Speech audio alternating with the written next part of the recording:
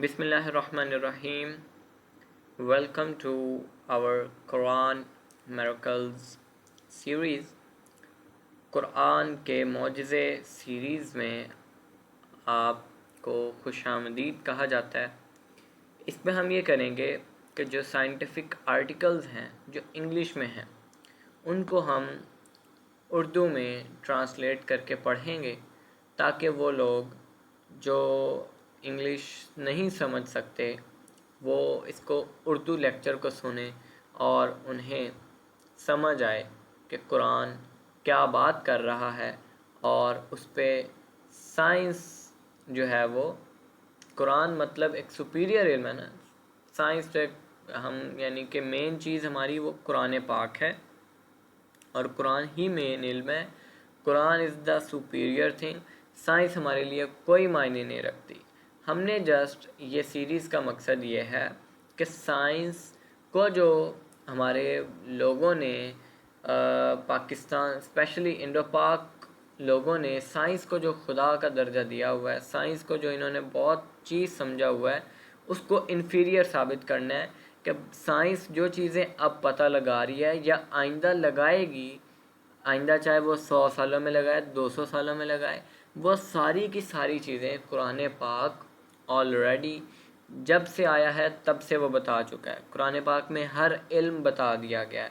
تو یہ ساری چیزیں ایکسپلور کرنے کا مقصد سائنس کو بڑھا چڑھا کے پیش نہیں کرنا بلکہ قرآن پاک کی سپیریورٹی ثابت کرنا ہے. وہ ہم اس لیے ثابت کر رہے ہیں کیونکہ یہ ایک مسکنسیپشن بن گئی ہے کہ سائنس ایک بڑی چیز ہے. مسلمانوں کے اندر یہ بہت بڑی غلط فہمی بن گیا ہے کہ سائنس جو بات پروو کرے گی ہم اسی کو مانیں گے. ایسا نہیں ہے. تو اس سیریز کا مقصد یہ ہے کہ ہم قرآن پاک کی امپورٹنس آپ کو بتائیں، قرآن پاک کتنا سپیریئر علم ہے یہ آپ کو پتہ چلے، قرآن پاک کی اہمیت آپ کو پتہ چلے، اور آگے وہ علوم بھی آپ کو قرآن پاک کے تھرو پتہ چلیں. آپ ان پہ بھی ورک کریں جو ابھی تک گورے جن کا پتہ نہیں لگا سکے. تو پہلے تو ہم وہ پڑھیں گے جن کا گورے پتہ لگا چکے ہیں اور جن پہ وہ اپنی تفتیش کر چکے ہیں اور وہ اب کی ہے، لیکن قرآن پاک نے بہت 100 سال پہلے بتا دیا تھا ہمیں. ٹھیک ہے. تو آج پہلا جو ہمارا موضوع ہے وہ پہلی جو ہماری یعنی برانچ ہے، ہم کاسمولوجی کو ڈسکس کریں گے. کاسمولوجی میں آج ہم ڈسکس کریں گے about big bang theory. Okay. سورہ انبیاء میں اللہ تعالیٰ قرآن پاک میں ارشاد فرماتا ہے، کیا یہ جو کافر ہیں یہ نہیں دیکھتے کہ زمین اور آسمان پہلے ایک ملے ہوئے تھے اور پھر ہم نے ان کو جدا جدا کیا اور ہم نے پانی سے تمام جانداروں کو بنایا، کیا یہ پھر بھی ایمان نہیں لائیں گے؟ تو اسی کی انگلش ٹرانسلیشن لکھی ہوئی ہے کہ do not these ڈسبلیورز see that the heavens and the earth were on integrated mass which we then split and from water we made all living things, will they not believe even then؟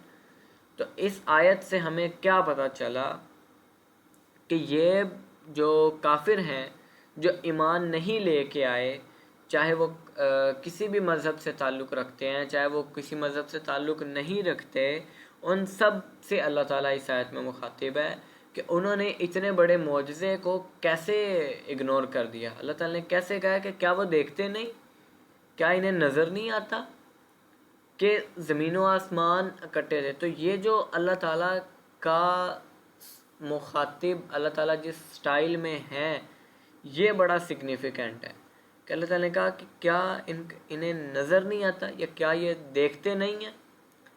تو اس سے ہمیں کیا پتہ چلتا ہے کہ یہ جو آسمان اور زمین کا اکٹھا ہونا، جب پہلے یہ یونائٹ تھے علیحدہ ہونے سے پہلے، تو یہ ایک ایسی چیز ہے جو ہیومن مائنڈ کے اندر آ سکتی ہے، کنسیویبل ہے، یعنی اس کو ہم سمجھ سکتے ہیں.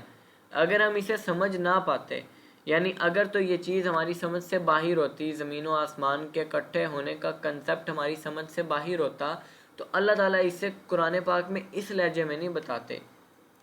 اللہ تعالیٰ نے جس لہجے میں بتایا نا کہ کیا انہیں نظر نہیں آتا کہ زمین و آسمان جو ہے وہ پہلے اکٹھے تھے، تو اللہ تعالیٰ نے یہ جو لہجہ اختیار کیا ہے یہ ہمیں بتا رہا ہے کہ یہ ایک ایسا کنسیپٹ ہے جو کنسیویبل ہے، جو سمجھ میں آ سکتا ہے.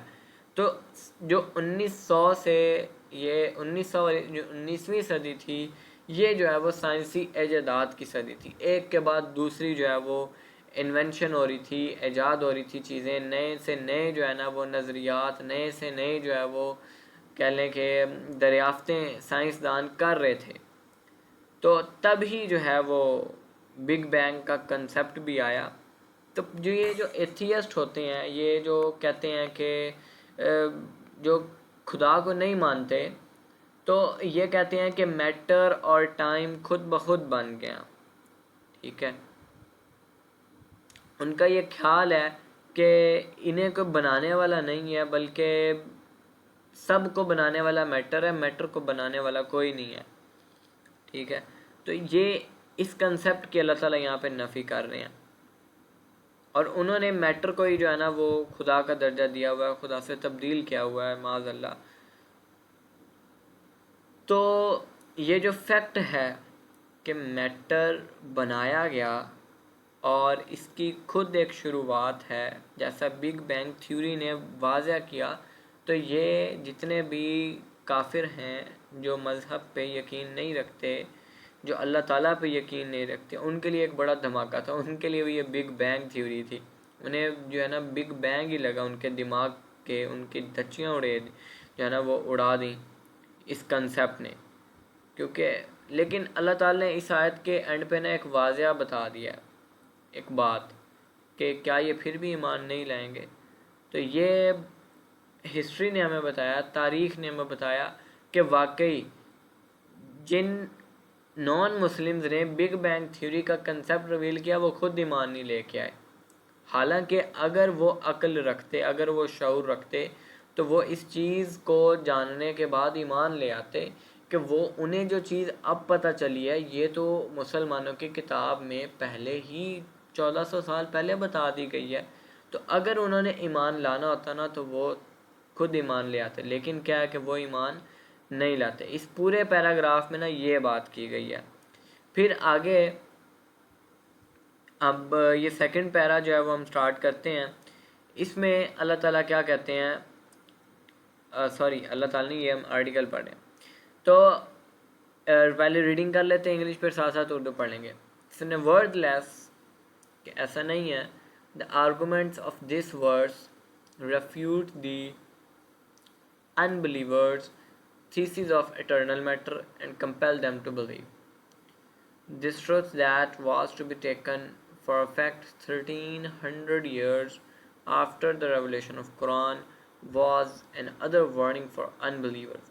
In history, there has been no one other than God through the Quran who claimed that the universe had been expanding and that the heavens and the earth had been split asunder. In lines میں یہ بات کر رہے ہیں کہ جیسے ہم نے پہلے پڑھا نا کہ یہ تو ایتھیسٹ اور ان کے اس کنسیپٹ کی نفی ہوگی، ٹوٹلی نفی ہوگی. جب بگ بینگ تھیوری آئی نا تو ٹوٹلی نفی ہو گئی. جب بگ بینگ تھیوری نے یہ بتا دیا کہ بھائی زمین و آسمان پہلے اکٹھے تھے، ایک ہی میٹر تھا، تو ان کا وہ میٹر اور ٹائم والا کنسیپٹ تو جو ہے نا وہ غلط ہو گیا. اب یہاں پہ یہ بات ہو رہی ہے کہ 1300 سال ابھی یا جو بھی آگے انوینشن ہونی ہے، آگے جتنے بھی اب سال گزر گئے ہیں، 1400 سال، 1450 سال، تو اتنے سارے عرصے میں یعنی سائنسی ایجادات سے پہلے تک، یہ 19ویں صدی سے پہلے تک یہ کلیم کسی نے نہیں کیا. جتنے بڑے سے بڑے سائنسدان آئے ہیں، جتنے بڑے سے بڑے فلسفی آئے ہیں، یا ایون قرآن پاک سے پہلے کے جو فلسفی ہیں، جتنے بھی لوگ ہیں، کوئی بھی یہ کلیم نہیں کر سکا، کسی نے یہ نہیں بتایا کہ یونیورس جو ہے وہ ایکسپینڈ کر رہا ہے. کسی نے یہ نہیں بتایا کہ پہلے آسمان اور زمین اکٹھے تھے. یہ اللہ تعالیٰ نے قرآن پاک میں ہمیں 1300 سال پہلے بتایا تھا کہ جو کائنات ہے وہ ایکسپینڈ ہو رہی ہے اور وہ ایکسپینڈ ہوتی رہے گی، اور زمین و آسمان پہلے اکٹھے تھے.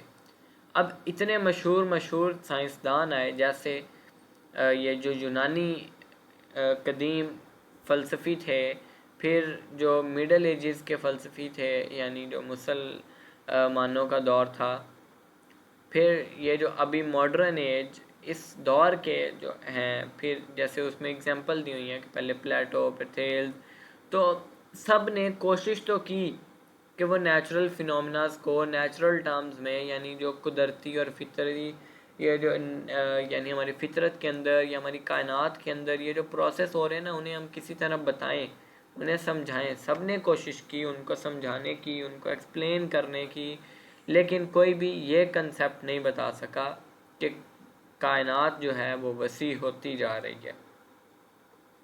کوئی یہ نہیں بتا سکا 1300 سال میں کہ زمین و آسمان پہلے اکٹھے تھے. جب تک ان کے پاس ایسے وہ آلے نہیں آئے، ایسے ان کے پاس مشینیں نہیں آئیں، ایسے ان کے پاس وہ اسپیس شپ اور یہ چیزیں نہیں تھی، تب تک انہیں پتہ ہی نہیں تھا کہ کائنات کا کنسیپٹ کیا ہے. لیکن مسلمانوں کو اللہ تعالیٰ نے قرآن پاک میں 1450 سال پہلے بتایا ہوا ہے. اس کائنات کے خالق نے خود بتا دیا ہے کہ یہ کائنات کیا ہے، کہ وسیع ہو رہی ہے اور یہ زمین و آسمان اکٹھے تھے. تو اگر ان سارے فیکٹس کے بعد بھی اب دیکھیں کوئی ایمان نہیں لا رہا، تو اس کا مطلب ہے کہ اس کے مہر لگ چکی ہے. کیونکہ اگر تو وہ ایمان لانا چاہے تو اس کے لیے یہ بات کافی ہے ایمان لانے کے لیے کہ بھئی یہ قرآن پاک سچی کتاب ہے، کیونکہ اس میں وہ چیزیں بتائی گئی ہیں جو اب آ کے سائنس پروو کر رہی ہے. ٹھیک ہے، لیکن قرآن پاک نے اس دور میں بتائی ہیں جب کوئی سائنٹیفک انٹرونشن نہیں ہے، اور ایک ایسا نبی وہ کتاب لے کے آیا جو خود پڑھا لکھا نہیں تھا. تو اگر تو ایمان لانے کی ان کی وہ کہہ لیں کہ ان کے اندر کوئی ذرا سی بھی وہ چمک پائی جائے، تو وہ اس چیز کو سوچ پہ، اس چیز پہ غور کر کے ایمان لے آئیں. لیکن اللہ تعالیٰ نے یہی تو بتایا اس آیت کے اینڈ پہ کہ کیا یہ پھر بھی ایمان نہیں لائیں گے.